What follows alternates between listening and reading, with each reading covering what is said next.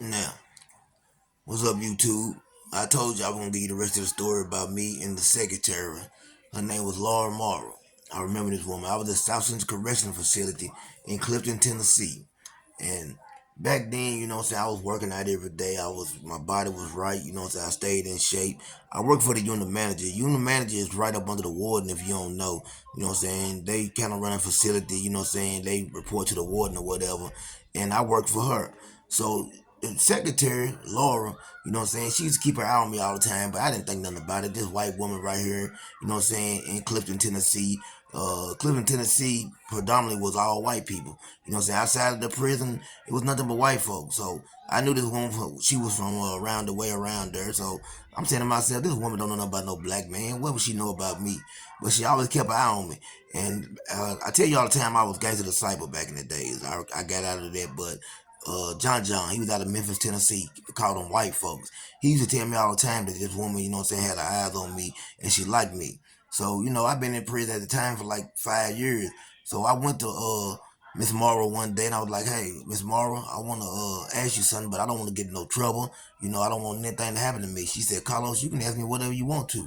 So I said, hey, I feel like you've been watching me, keeping your eyes on me. You know what I'm saying? I could be wrong. I've been locked up for a while. Please don't take this the wrong way. She gave me a big smile and said, you know, hey, can you keep a secret? I said, yeah, I can keep a secret. She said, I have been having my eye on you. Once she said that right there, you know what I'm saying, I went with it. You know, I started making little moves here and there, getting her to bring me in little stuff I needed, creatine to work out with. On my birthday, bringing me in liquor.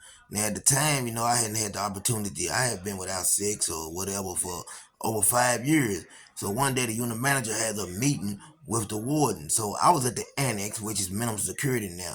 So the unit manager had to go to the top of the hill. So, you know, the secretary's back there by herself. I asked John to watch the door. So John did that. He watched the door. I go back there, me and her messing around, kissing and stuff, you know what I'm saying? I tell her, you know what I'm saying, you know, hey, go bend over the table. She tells me, you know, I'm on my cycle. So I said, listen here. Man, you know you got my paperwork right there. You know I ain't got nothing. I don't mess with no boys in here. I'm clean. You know what I'm saying? Go ahead and give me, you know what I'm saying, a BJ. You know what I'm saying? Y'all know what a BJ is.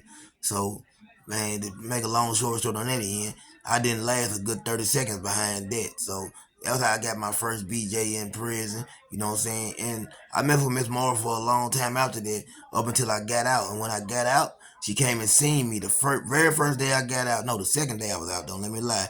She came all the way from down there, about 2.5 hours away, you know what I'm saying, to Clarksville, Tennessee, and gave me $500. And that was the last time I seen her. Well, not the last time, because I did end up going back to prison. But when I went back to prison, you know what I'm saying, the folks let me know that she was messing with a guy in there, and that guy was Five Deuce Crip. But the guy had also been locked up for a long time, and he was known for messing with men. So once I heard that, that was an automatic no. I'm not messing with nobody that's messing with men. So I backed all the way up from that situation, and you know we never really spoke again.